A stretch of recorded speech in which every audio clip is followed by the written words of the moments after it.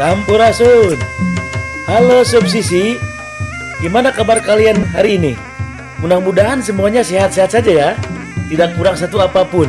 Mimin selalu doain untuk kesehatan kalian semua. Baik, pada kesempatan yang baik ini, Mimin ingin mencoba berbagi berkaitan dengan asal-usul sisingaan. Sob semua tahu tidak tentang sisingaan? Min pikir semuanya mengetahui tentang sisingaan. Tapi baiklah, untuk lebih menambah wawasan kalian berkaitan dengan sisingaan, Mimin kali ini mencoba untuk berbagi informasi berkaitan dengan sisingaan. Selamat menyaksikan. Sob, pada awalnya terbentuknya sisingaan tidak seperti sisingaan pada saat sekarang ini loh. Cikal bakal sisingaan sekarang yakni singa abruk. Disebut dengan singa abruk karena patung singa ini dimainkan dengan cara diusung dan pengusungnya aktif menari. Dan singa abruk tersebut digerakkan ke sana kemari loh, seperti hendak diadu gitu. Nah, singa abruk untuk pertama kalinya berkembang di daerah Tambakan, Kecamatan Jalan Cagak, Kabupaten Subang. Singa abruk dibuat dengan sangat sederhana sob. Bagian muka atau kepala sisingaan terbuat dari kayu yang ringan, seperti kayu randu atau albasia. Rambutnya terbuat dari bunga atau daun kaso dan daun pinus. Sedangkan bagian sisingaannya terbuat dari carangka sob. Tahu nggak carangka itu apa? Carangka itu adalah keranjang atau anyaman bambu yang besar dan ditutupi dengan karung kadut. Karung kadut itu karung goni gitu, atau terbuat dari kayu yang masih utuh atau kayu gelondongan. Untuk kusungannya terbuat dari bambu untuk bisa dipikul oleh 4 orang sob.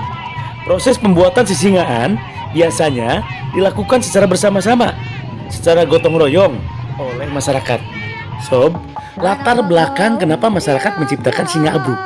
Pada waktu itu, masyarakat Subang mendapatkan tekanan secara politis, ekonomis, sosial, dan budaya dari pihak Belanda maupun Inggris. Namun masyarakat tidak tinggal diam loh.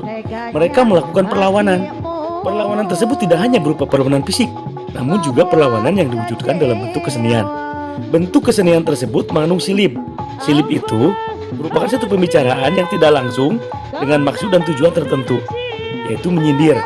Menyindir itu adalah ironi atau sesuatu yang bertentangan dengan kenyataan. Siloka itu kiasan atau sesuatu yang melambangkan. Nah, dengan demikian masyarakat Subang bisa mengekspresikan atau mewujudkan perasaan mereka secara terselubung melalui sindiran, perumpamaan yang terjadi atau menjadi kenyataan pada saat itu. Nah sob, salah satu perwujudan atau bentuk ekspresi masyarakat Subang dengan menciptakan salah satu bentuk kesenian yang kemudian dikenal dengan nama sisingaan. Nah sob semua pasti bisa menyimpulkan bahwa sisingaan mulai muncul pada saat kaum penjajah menguasai Subang, yakni pada masa pemerintahan Belanda tahun 1812. Subang pada saat itu dikenal dengan double bestur dan dijadikan kawasan perkebunan di bawah perusahaan VNT Lands, Pamanukan, and Jasem Lenden. Mohon maaf kalau seandainya Mimin salah ngomong, sebab Mimin gak bisa bahasa Belanda loh. Nah, pada saat Subang di bawah kekuasaan Belanda, masyarakat setempat mulai diperkenalkan dengan lambang negara Belanda, yakni Krawen atau mahkota kerajaan. Nah, dalam waktu yang bersamaan, daerah Subang juga di bawah kekuasaan Inggris yang memperkenalkan lambang negaranya, yaitu singa. Sehingga secara administratif, daerah Subang terbagi dalam 2 bagian, yakni secara politis dikuasai oleh Belanda dan secara ekonomi dikuasai oleh Inggris gitu loh.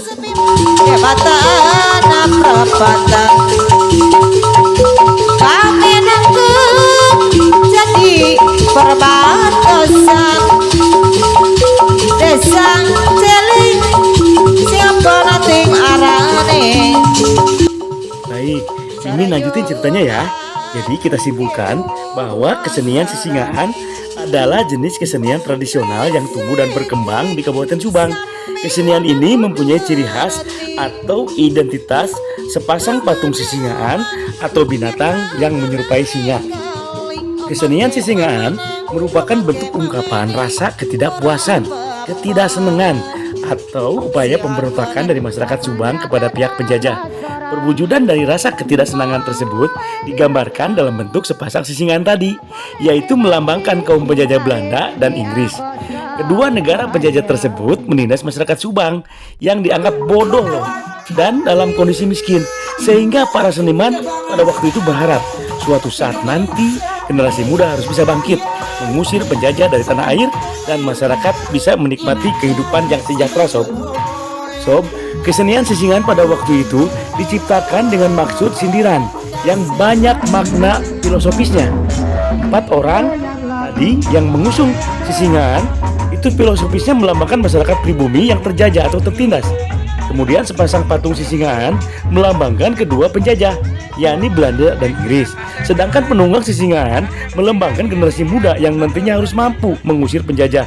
Nayaga ini melambangkan masyarakat yang bergembira atau masyarakat yang berjuang dan memberi motivasi atau semangat kepada generasi muda untuk dapat mengalahkan serta mengusir penjajah dari daerah mereka.